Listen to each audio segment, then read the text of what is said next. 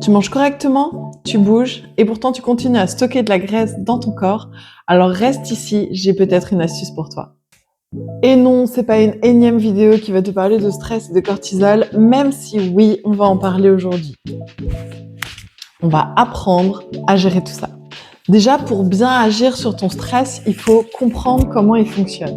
Un stress n'est pas forcément quelque chose de négatif. Il va falloir simplement faire attention à ce que ce soit quelque chose de temporaire. Un stress temporaire, comme un trac, quelque chose qui a un début, un milieu, une fin bien déterminée et dans une temporalité proche, va pouvoir même avoir des effets ultra positifs sur le corps, notamment des montées d'adrénaline, de sérotonine et plein d'autres hormones qui sont hyper intéressantes pour ton corps. Là où le problème commence à être posé, c'est quand ton stress s'installe parce que la situation dure et que la fin se fait attendre. Deux exemples concrets pour vraiment faire le distinguo. Tu fais une activité sportive, tu as une compète ou un spectacle, peu importe, tu vas avoir un stress, un trac, quelque chose de positif qui va venir te dynamiser, quelque chose qui va te donner l'envie, te motiver, etc. Même si parfois c'est un peu plus flippant que d'autres, en tout cas c'est quelque chose que tu choisis, que tu gères et qui va avoir une fin, à savoir la compétition, le spectacle, peu importe, une fois que ce sera passé, le retour à la normale est envisagé. Là où il va falloir faire attention, c'est par exemple, tu vis dans des situations stressantes, quotidiennes, qui se répètent de jour en jour, imprévisibles et dans une temporalité, par exemple dans le cadre d'un travail en CDI, donc indéterminé, ou dans le cadre d'un couple, parce que ça peut arriver également, où tu es dans une situation de manière indéfinie. Alors là, la situation est plus compliquée puisque ce que tu vis au quotidien se répète et encore, et encore, et encore, et ne prévoit pas spécialement de fin. C'est ce cas-là qu'il va falloir surveiller, c'est à celui-là qu'il va falloir faire vraiment attention et qu'il va falloir, dans la mesure du possible, enrayer. Pourquoi ? Parce que du coup, le corps, face au stress, va s'adapter. Dans un premier temps, s'il y a une temporalité de fin, on va avoir un pic de stress et ensuite une redescente. Dans les hormones, dans la gestion du stress, dans le schéma global. Si la situation ne se termine pas, le pic grimpe et on va rester en haut, et on va rester en haut, et encore, et encore, et encore. Et là où le corps fournit de l'énergie pour subvenir aux besoins de ce haut stress, quand il descend, le corps peut se reposer et arrêter de fournir de l'énergie. Par contre, quand il reste en haut, le corps fournit, le corps fournit, le corps fournit, le corps fournit, sauf qu'au bout d'un moment, le corps, vous tirez sur la corde et il en a marre de fournir et il va trouver d'autres systèmes qui vont pourvoir à ses besoins. C'est là que le cortisol intervient. On va rester très général, mais en gros, c'est positif très rapidement. C'est négatif si ça doit s'installer dans le temps. La glycémie d'ailleurs est également impactée, tout comme le cortisol, et à des degrés divers et variés. Du coup, ton corps et ton être tout entier va être en suradaptation. Pour essayer de rester à flot, il va t'envoyer régulièrement des fringales et tout un tas de désagréments dans la même lignée et même de plus en plus graves. De la fatigue, des pertes de mémoire, un sommeil agité, donc une tension qui va s'élever, un rythme cardiaque en hausse, bref, plein de choses dont on ne veut absolument pas dans sa vie. Vous allez me dire qu'est-ce que ça a à voir avec les zones de stockage ? Eh bien c'est pourtant simple. Je vous ai déjà parlé de ça dans d'autres vidéos précédentes. Quand ton corps est en mode survie, il stocke dès qu'il peut, dès qu'il en a l'occasion. Pourquoi ? Sa survie dépend de l'énergie qui va être disponible. Autrement dit, si tu es en zone de stress, peu importe si c'est un stress mental, le stress a un impact physique et si tu es en zone de stress, ton corps anticipe parce que tes hormones lui donnent ce message-là, une guerre à venir, quoi, tout simplement. Donc on fait des provisions. C'est le bunker de survie de ce que tu es en train de vivre. Aïe, la situation est hyper stressante. Vite, il me faut des vivres et des munitions et de quoi survivre, de me faire un abri, rester protégé, etc. Pouvoir vivre en fait, tout simplement. Et je stocke, et je stocke, et je stocke, et je stocke. Alors vous stockerez là où la vie vous a pourvu. C'est-à-dire que si c'est dans le ventre, c'est dans le ventre. Si c'est dans les hanches, c'est dans les hanches, les fesses, les cuisses, peu importe. Prenez ces cadeaux, c'est bonheur, c'est la vie qui donne. Donc oui, on va stocker du gras, on va stocker de l'eau, rétention d'eau, même parfois, ça dépend de vos faiblesses où elles se situent.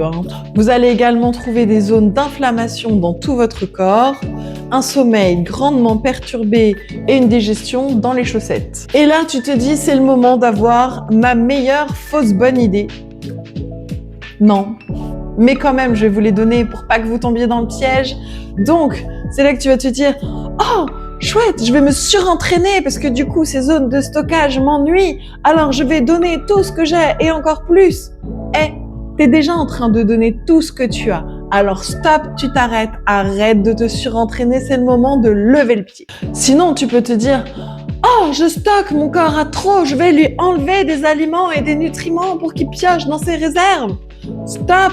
T'es déjà adapté, t'es déjà en train de t'adapter, ton corps est en train de fournir un effort incommensurable pour rester en survie. C'est pas en le privant d'aliments que tu vas faire aller mieux. J'en ai déjà parlé dans des vidéos précédentes. La restriction, quand c'est drastique ou quand c'est dans un cas extrême comme ça va être contre-productif. Ton corps va encore se réadapter, ça va créer du stress supplémentaire, ça va booster le taux de cortisol qui est déjà au plafond. Bref, on arrête. Mange correctement, des produits bons pour toi. Évidemment, ça c'est pas un choix conscient, mais de moins en moins dormir reste une conséquence. Et parfois, on se dit quoi? C'est pas grave. Eh ben si, c'est grave. Il faut traiter ce problème en priorité. Se reposer, pouvoir récupérer, permettre à ton cerveau de faire off, c'est vraiment salutaire. Du coup, sommeil en difficulté, excès de café en matinée. Ça aussi, c'est une fausse bonne idée. Parce que oui, même si ça te booste toutes ces substances qui contiennent de la caféine, de la théine en excès ou du sucre qui va venir booster ton énergie, n'oublie pas que c'est chimique.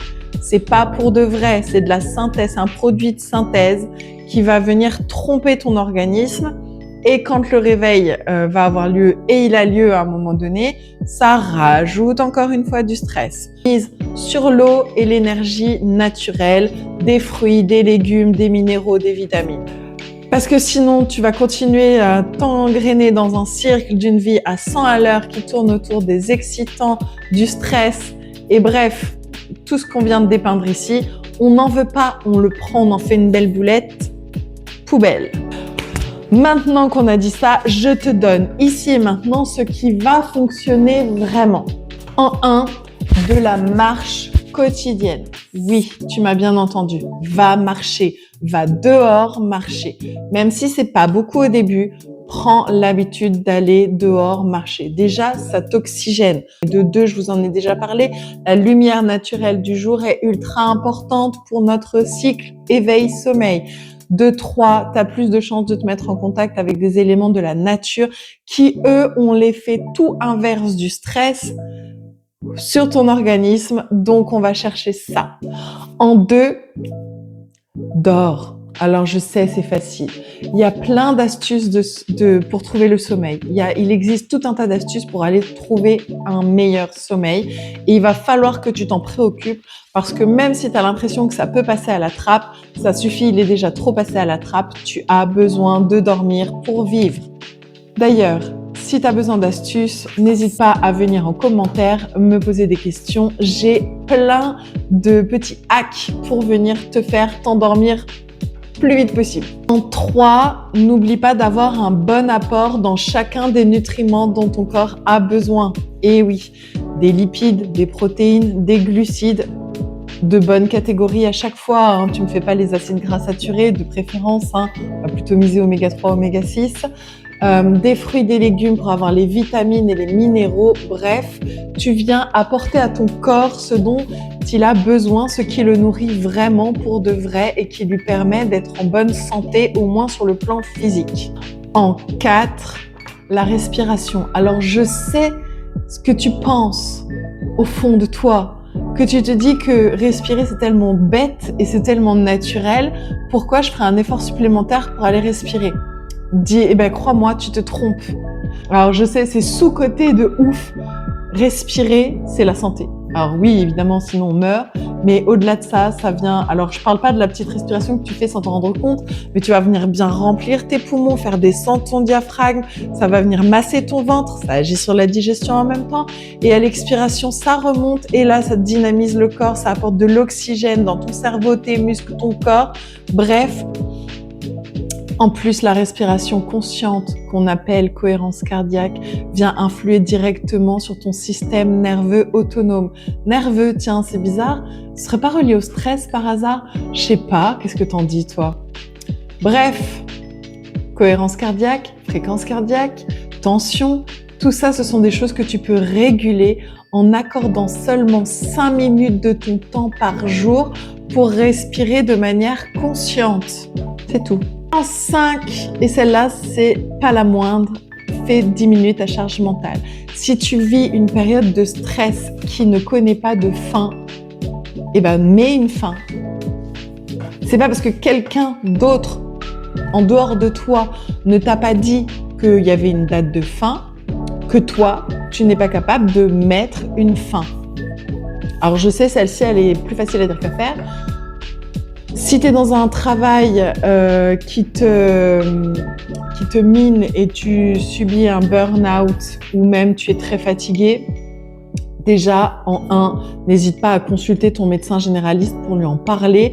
Les symptômes du burn-out passent dans 99,9% des cas inaperçus pour celui qui est en train de le vivre. En tout cas, le lien ne se fait pas. On est toujours persuadé qu'on n'est pas en train de faire un burn-out et pourtant, tu es peut-être en train de faire un burn-out. Donc, consulte une personne extérieure. De toute façon, ton médecin ne te dira pas que tu es en train d'en faire un si tu n'es pas en train d'en faire un. Mais par contre, tu seras capable peut-être de déceler les premiers signes et de t'accompagner à travers ça d'une façon cohérente. En 2, si tu te reconnais plus dans ce que tu es en train de faire, cherche autre chose. Tu as le pouvoir de mettre en place des actions pour reprendre le contrôle de ta vie. Donc, cherche autre chose. Je sais que c'est facile, encore une fois, à dire, mais il y en a pour qui ça marche, pourquoi pas toi? En 3, si jamais c'est dans ta relation familiale ou de couple, c'est triste, mais ça sonne le glas d'une fin, peut-être, ou en tout cas de grandes discussions, certainement, mais mets en place des barrières et des limites. Établis ce que tu autorises dans ta vie, établis ce que tu laisses rentrer dans ton jardin, dans ta maison, dans ton énergie en fait. C'est pas parce que quelqu'un t'envoie quelque chose que tu es obligé de le réceptionner, d'accord? Si tu veux pas du ballon, tu te décales d'un pas, et le ballon passe à côté, d'accord? Tu n'es pas obligé de rester devant et de te le prendre en pleine gueule si tu n'en voulais pas. Tout simplement, voilà, c'est aussi simple que ça. Je sais que on peut l'expliquer de 10 000 manières différentes, mais c'est pas parce que quelqu'un te dit quelque chose que tu es obligé de l'entendre et de l'écouter. Si la personne en face de toi, c'est un Thaïlandais et que toi, tu es en France et que tu n'as jamais appris le thaïlandais, il a beau s'exciter en face de toi, les mots qui sortent de sa bouche, tu les comprends pas, c'est pas ton problème. Ce qu'on te sert au quotidien dans des situations difficiles, dis-toi que c'est du thaïlandais, mets-le en thaïlandais. Appuie sur l'option thaïlandais. Voilà, d'accord. Alors excusez-moi les Thaïlandais, j'ai rien contre vous, c'est juste que voilà, c'est pour illustrer. J'aurais pu dire russe, polonais, chinois, voilà. Bref. Donc, appuie sur l'option autre langage et ne réceptionne pas les mots, c'est pas ton problème, d'accord? Maintenant, dans le cadre d'une discussion, tu peux ouvrir le dialogue. Mais si en face, le dialogue est fermé, voilà, il y a un exemple qui est très parlant. Un serpent te mord, tu vas pas lui courir après pour lui expliquer pourquoi tu méritais pas d'être mordu. Tu vas te soigner, d'accord? C'est exactement la même chose. Ne perds pas ton temps à aller expliquer à tous les serpents pourquoi il faut pas te mordre. Juste change d'environnement, va avec les licornes. Encore une fois, il y a beaucoup de choses dans cette vidéo qui sont parfois peut-être un peu abstraites et j'entends bien. Donc n'hésite pas à venir en commentaire, je prendrai toujours le temps d'y répondre. Laisse un petit pouce en l'air si tu veux bien, si tu as apprécié la vidéo, parce que ça fait toujours plaisir et ça aide la chaîne YouTube à se développer. Et merci en tout cas de ton écoute. N'oublie pas que parfois le corps ne fait que demander un petit peu de repos. Alors profites-en, repose-toi bien et on se dit à bientôt. Bye bye!